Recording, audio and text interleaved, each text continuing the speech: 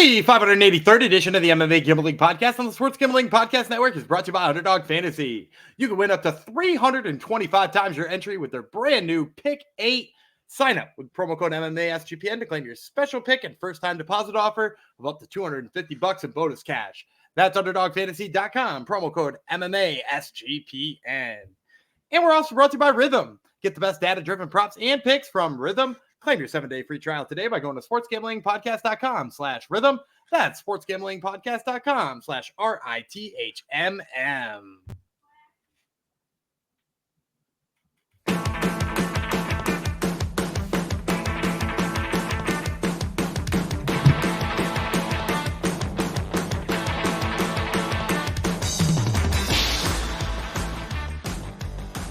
Howdy ho, DeGenerinos. Welcome to episode 583 of the MMA Gambling Podcast on the Sports Gambling Podcast Network, part 2. We already recorded, all right? And it was a horrible opening by me, so this one's going to be so much better. That's not why we're re-recording it. I had a crappy mic, okay? A crappy host with a crappy mic. That would be me, Jeff Chalks Fox, a.k.a. the Gumby Killer, a.k.a. Ice Villager, a.k.a. Do I have any other a.k.a.s? Chalks Fox. Thanks for coming to the show. This is part 2 of our UFC Louisville breakdown, aka UFC Louisville, aka UFC Fight Night Cannonier versus Imavov, aka the AKA episode. Yesterday, if you haven't listened to yesterday's episode yet or watched it, do both. Well, we need the views on both. Gumby, my co-host and I, Gumby, aka Gumby Vreeland, aka Daniel Vreeland, we differ on quite a few fights, so it'll be a very interesting Saturday to see if I really am the Gumby Killer, if my nickname will stick or not.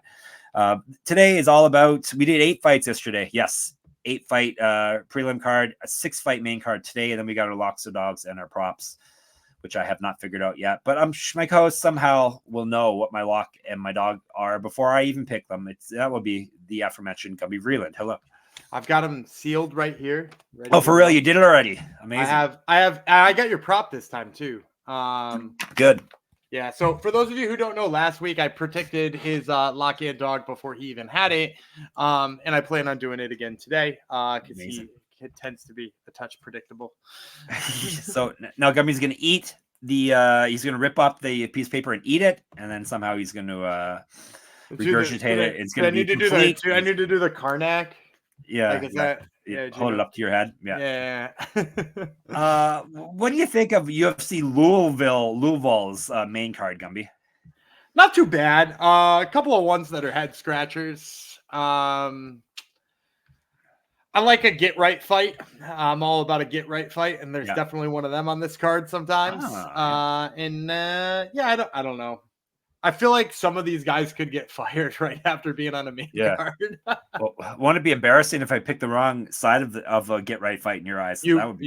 I won't get. You won't. Half of the main card fights are middleweight fights. So I just want people to know what they're getting into before. We need consent from all of you before we actually jump into this. So main event's all right though. It's middleweight. It's okay for a middleweight fight.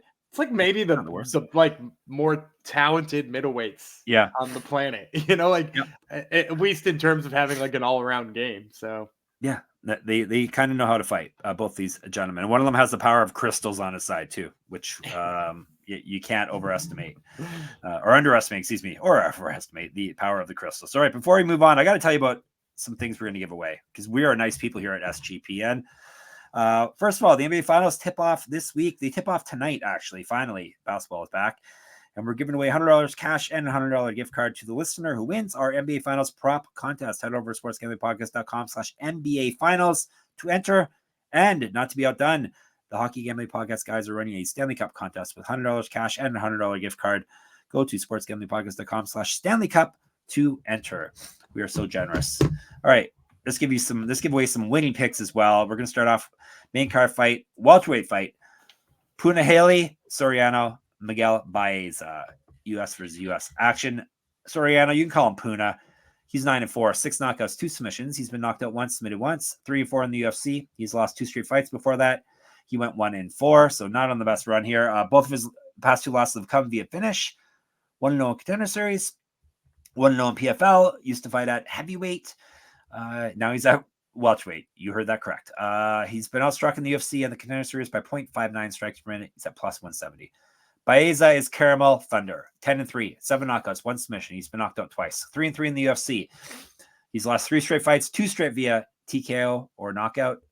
He's not fought since April of 2022. He's not won since November of 2020. 1-0 Contender Series. Used to fight at lightweight, 3 inches height, 2 inches reach over Soriano. Better striking stats, more active lightning strikes. And he has been outstruck in the UFC and the Contender Series by 0.22 strikes per minute, minus 192 is the number for him. I'm kicking things off. I'm going dog right out the gate. I'm taking Puna, Soriano. Don't like the massive layoff for Baeza. I don't like the fact he's been knocked out in 2 straight fights, going up against a guy who has really good power in his hands. And I don't like that he's at minus 192 despite all of that. So give me Soriano. I will take a stab at him at plus 170. I'm gonna go Baeza, actually. This is one of those fights that when it came up on the board, I was like, well, you can't pick Baeza. And then I went back and I watched him. I think he's a lot better than people remember him at. And or maybe he's exactly as good as people remember him, which is why we're seeing him as a massive favorite here. Because I'm again, probably not rushing to the window for 192 on a guy who's on a 2-year layoff. But at the same time, like if you go back and you watch that fight where he was fighting Andre Fialho, and Andre Fialho is tough as hell. And I mean, like if you remember back to Andre Fialho's fights, when is he the best? He's the best when he's got energy in the beginning of fight. And Baeza was tearing through him early on with combinations. It was actually like an opposite fight for Fialho, who he like had to save himself at the end instead of like running out of gas. And obviously unfortunate that Baeza lost that, and then he had the layoffs and the injuries and stuff like that. But I think if we see even a shell of his old self, I think he's so much faster than Puna here. And I think he's so much like just his angles, the way he puts combinations together. I think he's so much more technical too in the striking. So I'm going to roll the dice and I'm going to say that we'll see a better version of Baeza. Like we'll see the old version of Baeza here, and he'll run right through Puna. Is he not on your podcast this week? He is on my podcast this week. And you're picking it? Podcast guests are 4-0 in their last 4 fights. Well, he's keeping track now, just to prove that there's no more jinx. All right, let's get a middleweight fight handicap here finally, right? Finally. Yeah, got to talk middleweight. Julian Marquez, who looks like the most bricked out dude of all time on his Tapology picture. He's so swole in that picture. He's fighting Zach Reese, or you can call him Zachary if you want to be more formal. 3 5-minute rounds, 185 pounds. Which rhymes. We'll tell you about Savage Zach Reese. 6-1, 4 knockouts, 2 submissions. So he's finished everyone, and he has been knocked out 1 time. So he owes his rounds, this man. 0-1 in the UFC, got TKO'd in his last fight. 1-0 Contender Series, 2 inches of height, 5 inches of reach over Marquez, 4 years younger. He's been outstruck in his UFC and Contender Series fights by 2.62 strikes per minute. He's at plus 120. The Cuban Missile Crisis, Julian Marquez, one of the classic nicknames in the genre. He's 9-4, 6 knockouts, 3 submissions. So he's finished everyone as well. He's been knocked out twice. 3-3 in the UFC. He's lost 2 straight. Before that, he won 2 straight. Both of his last 2 losses have come via knockout or TKO. He's not fought since March of 2023. He's not won since April of 2021. He's on a skid. He's missed weight before. 1-0 on Contender Series. Used to fight at light heavyweight. 0-1 in Bellator. 2014 pro MMA debut. Better striking stats, more active landing strikes than Reese. He's been outstruck in the UFC and the Contender Series by 0.13 strikes per minute. So basically a push there. He's at minus 125. I'm going to go Zach Reese. I'm going to take an underdog here. First of all, I just kind of don't trust Julian Marquez at all. Like he seems like a guy who's going to do the worst possible thing in a lot of these fights. And I mean, like he snatched victory from the jaws of defeat more than once, right? Like I'm thinking of the Maki Pitolo fight. Like he was losing that fight with Maki Pitolo until he pulled it out. And Zach Reese, the one thing I've seen for him time and time again in looking at his regional fights and actually his 2 fights in the UFC for that matter, he's got really good submission skills. Like his positioning and his ability to get to good positions on the mat is excellent. I mean, it cost him his fight with Cody Brundage because he got that armbar and he got slammed on his head and wound up knocked out. But like you go to the fight before that and he armbarred Eli Aronoff. Eli Aronoff is basically just Israeli Julian Marquez, right? Like they look alike. There's there's a good title right there. Israeli Julian Marquez. I mean, like We've had so many episodes like that. or Kirkland, Julian Marquez. Kirkland, if that's our other one. But like, I just think Julian Marquez is going to wind up in a position, even if he hurts Zach Reese and puts him on his back. I just feel like he's dumb enough to get his arm caught in an armbar, and that's saying that without ever having seen him get submitted. Like, he's never been submitted. But it does feel like this could kind of be the time he would be. I'm going to take Zach Reese. I think that the reach and the submission skills are all going to play out. I am not taking I didn't Zach Reese. Yeah, I have no trust in his chin. I saw him UFC and Contender Series fights getting dropped by fighters who don't hit as hard as the Cuban Mystic Crisis does. Not that Marquez is, like you said, he's a hard guy to trust, especially considering he's been out of the cage for so long and hasn't had any success in even longer than that. But I will take him here at -125. I trust his power against a guy whose chin I'm little like, he can get knocked out in those fights, but he did get dropped. But like you said, that could just lead to an armbar. Yeah, exactly. We shall see. Let's stick with middleweights. Brunno Ferreira versus Dustin Stoltzfus. Brazil versus USA.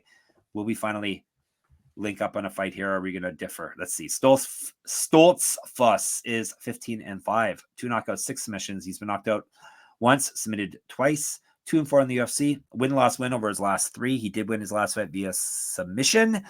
1-0 Contender Series, was regional champion, used to fight at 205 light heavyweight, 2014 pro MMA debut. He was a pro kickboxer. He has got 2 inches of height and 3 inches of reach on Ferreira. He's got better grappling stats, and he's outstruck his UFC and the Contender Series opponent by 0.2 strikes per minute. He's at +225. Ferreira, the Hulk, 11-1, 8 knockouts, 3 submissions. He's been knocked out once. This man owes us rounds. He's 2-1 in the UFC, won his last fight via TKO. 1-0 Contender Series, regional champion, better striking stats, more active landing strikes. He's outstruck his UFC and Contender Series opponents by 0.83 strikes per minute. He's at -250. It's me, I think. Yes, it's me. Ferreira is the pick. You gotta love the power, and he's a better striker. So that is all it takes for me to pick a man. I'm gonna go Stoltzfus. Grappler again. You got to go with your grappler. I get it. Yeah, well, not just a grappler. Like, okay, so Brunno Ferreira, his only loss is to Nursultan Ruzaboyev, which let's talk about how bad that fight aged. Because what did we see in Nursultan Ruzaboyev's follow-up fight against Joaquin Buckley? That he's an absolute miserable grappler. Like, he's not good at all at it.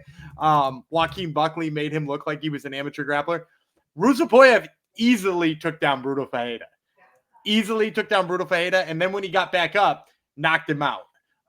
And like, first of all, I don't think Stoltzfus is going to knock him out, but I think Stoltzfus is an infinitely better wrestler than Ruzaboyev showed he was. And I think all we're going to need to see is Dustin Stoltzfus avoid a couple of early bombs, get in on the legs early, and then by then, Ferreira is going to be exhausted. Like, give him 3 minutes of wrestling, and I don't think Ferreira is worth anything anymore. I think he's going to be too tired to keep fighting. I think you're going to see Stoltzfus have continued success on the mat. And we've seen him have kind of those grinder type fights, right? Like his fight with Dwight Grant was like that. And like, I mean, Ferreira is a bomb or nothing kind of guy. So I'm going to say it's nothing here, and I'll take Stoltzfus with the big dog money behind him. We definitely have a grappler versus striker line in the sand here between Gumby and I. All right. Before we move on, let me tell you about Underdog Fantasy, as Gumby grabbed another underdog. Pick 8 is now live for the NBA Finals on Underdog Fantasy. You can create entries with up to 8 picks, and Underdog will automatically double flex entries, so you can miss up to 2 picks and still win your entry. With more picks to make and extra ways to win, the excitement is higher than ever. The best part, you can win up to 325 times your original amount. You can now use specials and boosts on all flexed entries. Make sure you use Gumby and I both like Luka higher than his points. Gumby also liked Horford higher 3-pointers, and Garrick Lively's rebounds, baby. Yep.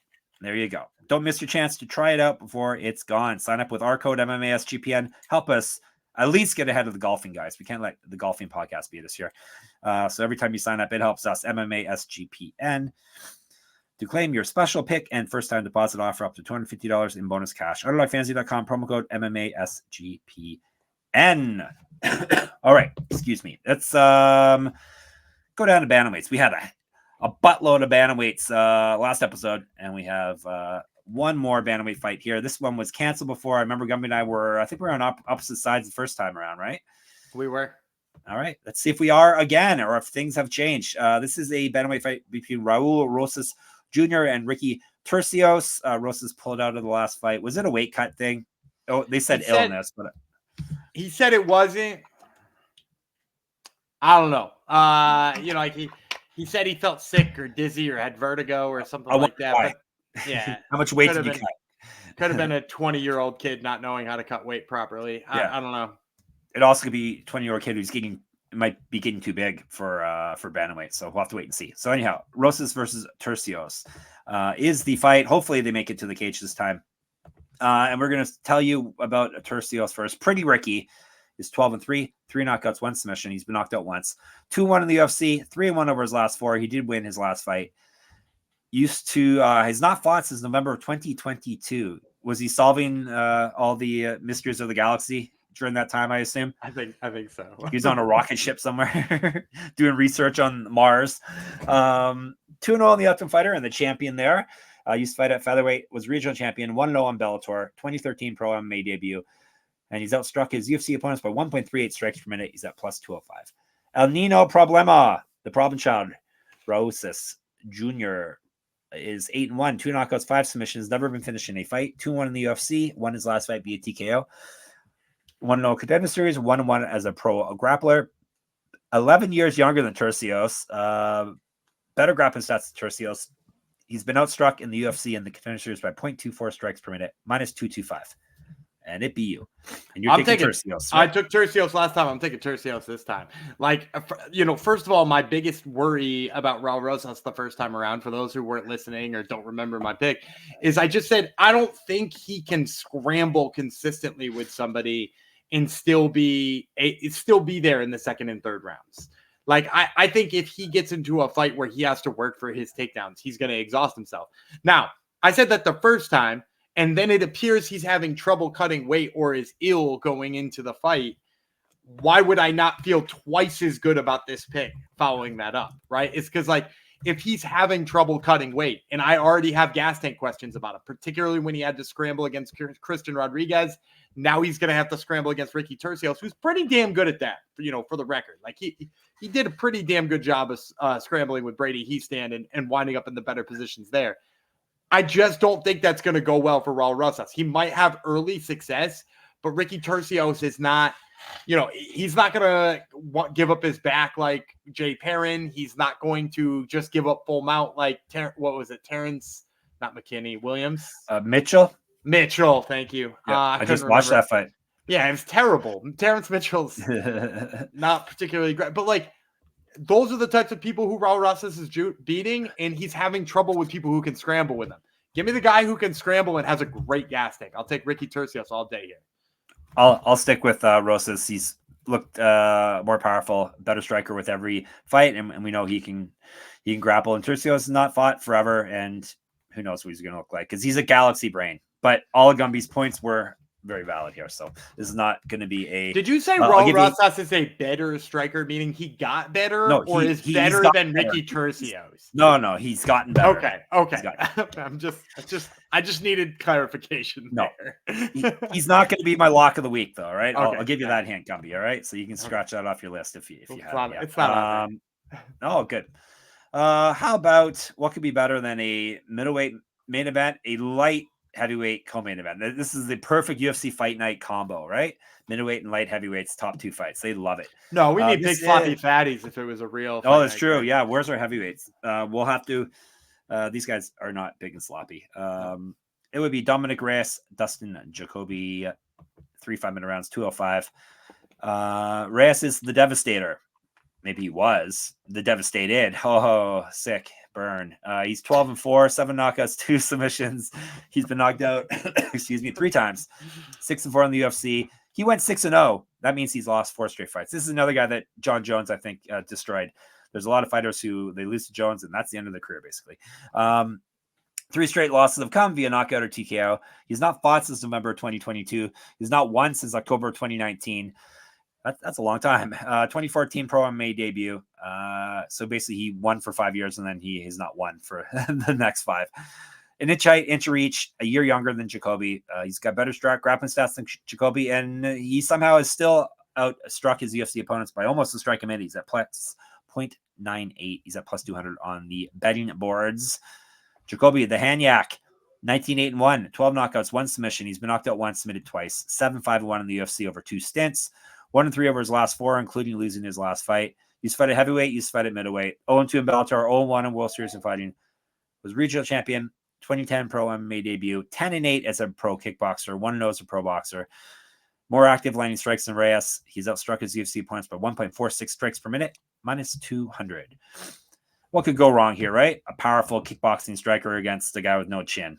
Give me Jacoby. Obviously, Jacoby. I think you have to go Jacoby here. I'm also going to buck one of the things you said there. I don't think John Jones broke Dominick Reyes. I think Jan Blachowicz did.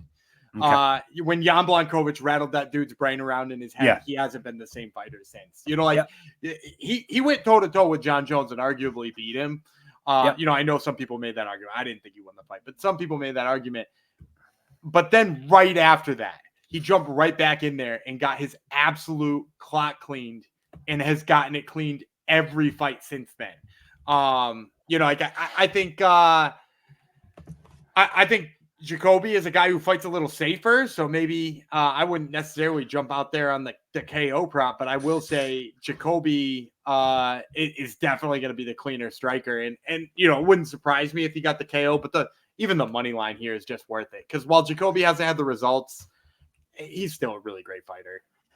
Yeah, I was looking at the knockout prop. It's only plus 140. So yeah, it's, not crazy, but I can see it happening nonetheless. All right. We both have the Hanyak, Dustin, Jacoby. All right. Let's give you one more pick before we get to our fancy play, shall we? It's the main event. 5-minute rounds at middleweight. Jared Cannonier, Nassourdine, Imavov. Hopefully you didn't turn it off when I said middleweights. US versus France. Let's tell you about Cannonier first, the killer gorilla with A's at the end. 17-6, 10 knockouts, 2 submissions. He's been knocked out twice, 10-6 in the UFC. He's won 2 straight fights and 4 out of 5. So he's, despite being 40, he doesn't seem to be running out of steam quite yet. Used to fight at heavyweight and light heavyweight. He really made a transformation. Yeah, now he's down at middleweight, having the most success he's ever had. Regional champion, 2011 Pro MMA debut, 2 inches of reach over Imavov, more active landing strikes. He's outstruck his UFC opponents by 0.55 strikes per minute. He's at plus 110. Imavov is the sniper. He's 13-4 with 1 no contest, 5 knockouts, 4 submissions. He's been submitted once, 5-2 with 1 no contest in the UFC, 1-1 with 1 no contest over his last 3. He did win his last fight. He's fight at welterweight. Used to fight at light heavyweight. Regional champion, 4 inches of height over Cannonier, 11 years younger. Better striking stats, better grappling stats. He's outstruck his UFC opponents by 1.27 strikes per minute. He's at minus 120. This was, I thought originally, I obviously I'm taking Cannonier, but when I thought about it more, Imavov is the pick. Sniper. He really is a sniper on the feet with power to boot. And not that I think this is going to turn into a grappling fight, but he is also a better grappler than Cannonier. And you got to, like I said, Cannonier has not shown his age yet, but he is 40 going against a guy that's still in his 20s. So that's something that you got to take into account when you're making a pick here. And the guy who's going to be way taller than him and knows how to use his size. So give me Imavov at a very nice minus 120. I started where you did, or I started the opposite of where you did. Right. I started on Imavov and I switched over to Cannonier. I'm going to go with Jared Cannonier here. Crystals? Is that what? The thing is like, I thought the same thing when you just said about his age. I was like, his age, it's got to happen. But like, what indication has he given of that yet? And then the other thing that helped me tip into favor of Jared Cannonier is the other thing that made me feel like originally I liked Imavov, which was the range. He's been fighting people taller his whole life. The dude used to fight at heavyweight. And he wasn't a big heavyweight. He was a round heavyweight, but he wasn't a big heavyweight. And he used to get in those guys' face anyway. I mean, like, this is a guy who got in Sean Strickland's face, who was much taller than him as well. And he blasted him with the bigger shots. I mean, like, and you mentioned, like Imavov might be the better wrestler. I don't know. Ask Derek Brunson what it's like to be underneath Jared Cannonier, because it didn't end well for him. He ate some of the most vicious elbows I've ever seen. I can't believe I'm saying this, but like, following all we were talking about before, I like the guy with the more power here, and I think that guy is Jared Cannonier. It's a tight fight for sure. I think, like there's a chance that Imavov just like styles on him and stays on the outside, but like, I don't know. I think Cannonier gets on the inside. He's going to rip Imavov. This is a good main event, a very interesting main event for sure, which is good to hear. All right, let's recap our picks, but don't you go away. We got some special plays. Gumby is going to give you all of mine as well.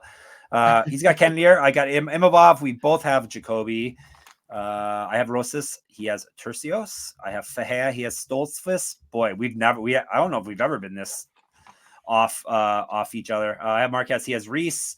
He has Baeza. I have Soriano. That is crazy. No consensus whatsoever. So no, there's one. We took Jacoby. Yeah, just one. Right. Yeah. So hashtag Team Gumby Killer. All right, everybody. All right. Before we give you our fancy plays, we're both agree on rhythm. That's one thing we can agree on. That's RITHMM. If you're betting on NBA player props, then you need to download Rhythm. Rhythm gives you a menu of the best player props for every single NBA playoff game. Make it easy to go through and find the best props to put your money on in seconds. Rhythm's predictions are backed by over 3 years of data and a team of data scientists and quants that focus on fine-tuning our algorithm to give you the best shot at winning. Rhythm pairs its predictions with player prop graphs to help you feel even more confident in your picks, which you can make wherever you normally place your bets or DFS picks. From superstars to bench players, Rhythm finds the best player prop lines, all backed by AI data, without you needing to endlessly scroll a sportsbook. Rhythm also allows you to create your own custom NBA models so you can get AI-backed moneyline spread and total picks for every playoff game. Claim your 7-day free trial today by going to sportsgamblingpockets.com/rhythm. That's sportsgamblingpockets.com/RITHMM. And the playoffs kick back off tonight, so get in there and check it out. Also, you can bet the Belmont Stakes at Saratoga with NYRA bets. Join now to claim your $25 free bet and $200 deposit bonus just in time for the Belmont Stakes at nyrabets.com/SGPN25. Need an extra boost? Bet the Penn Mile with a bonus. Earn $10, win or lose, when you bet at least $100 on Penn National on Friday. Visit nyrabets.com to opt in. That's not all. Get $10, win or lose, when you opt in and bet at least $100 on Monmouth Park on Saturday. On Sunday, it's your chance to win big at Monmouth Park. Grab a share of $2,500 when you hit the last 2 trifectas. Just opt in at nyrabets.com and get ready to cash in on the excitement. The winning streak continues. Score another $20, win or lose. You bet at least $100 on Assiniboia Downs. You think I would figure out how to say it by now, but no. On Monday. ASSINIBOIA. And it's making me look like an ASS.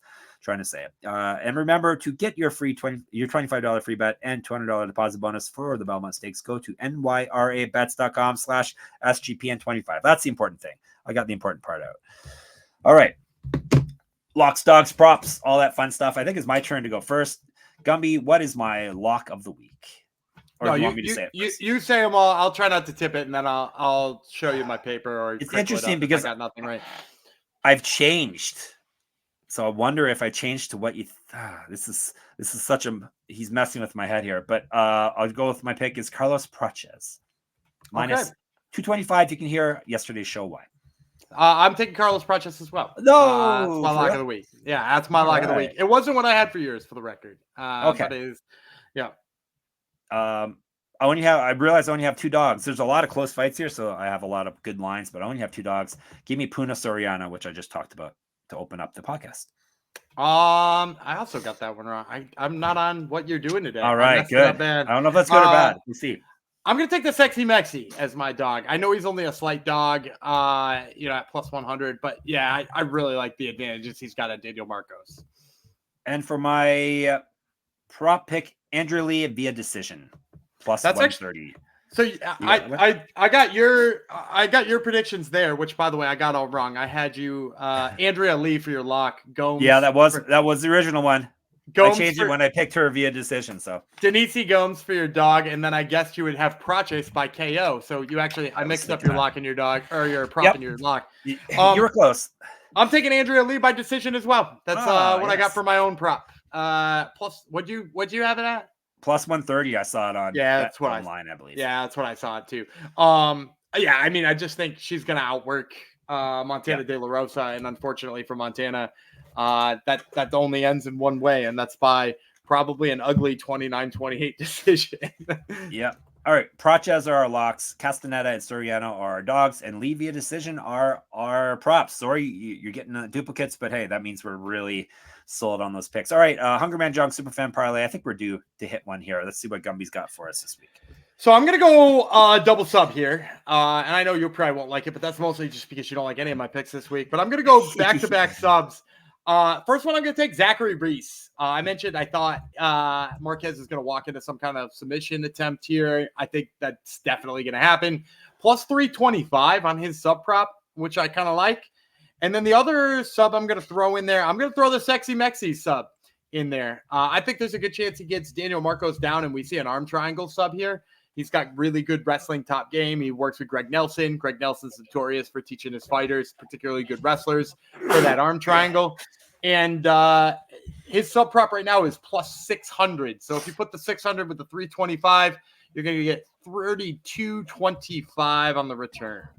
All right. I disagree with both picks, but hey, go ahead, people. Throw your money away. 32.25 is pretty nice, though. We only agreed on 5 picks out of 14. So that's the most for sure. This is the most we've ever disagreed. So this will be interesting come Saturday. This could be Gumby's chance. He always says there's time to catch up. This could be your time to catch up. I'm just going to go 14 for 14 real quick. You're only like $1,900 behind. So you totally can catch up this week. All right. Get in the Discord where I'm sure we'll be debating our picks. That's sportsgamblingpodcast.com/Discord. You can check us out on Twitter, SGPN MMA. Gumby runs that for us very well. He's at Gumby Vreeland. I'm a Jeff Fox writer.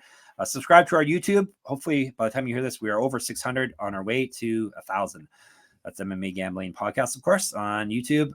Get my Substack, enter my pick'em contest for the UFC Louisville. It'll be moneymma.substack.com. Listen to Gumby's podcast, the Top Turtle MMA podcast. He interviews Miguel Baeza, and he interviews Akon Wanless this week. If you wonder who that person is, listen in, you'll find out. It's called the Top Turtle MMA podcast. And of course, sportsgamblingpodcast.com, sportsgamblingpodcast.com/store, sportsgamblingpodcast.com/Patreon. We finally get a couple of days off, a couple of days away from each other. Finally, we'll be back Sunday. We're doing a recap. What's next week looking for regional recap? Yeah, we got a recap. I know CFFC's got a big card next week. So we'll probably hit that one up. I think Kyle Dawkins is defending his title against Patashuk. So we'll probably touch on CFFC. All right, cool. All right, Gumby, bid the people farewell. All right, I'm Dana Gumby Freeland. He's the Hanyak Jeff Fox. And we will see you on Sunday.